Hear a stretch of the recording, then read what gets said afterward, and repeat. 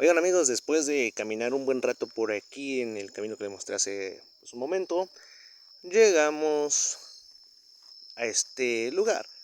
No sé si se alcance a ver, ya está más oscuro obviamente, voy a caminar un poco. Aquí hay dos entradas. Obviamente aquí nos lleva pues a un par de ranchitos y pues por aquí yo seguiré avanzando para llegar a mi destino. Así es que, ¿qué tal se les hace esta caminata? Pues ya cayendo la noche. Háganmelo saber amigos, comenten, les llama la atención lugares así, los voy a estar leyendo.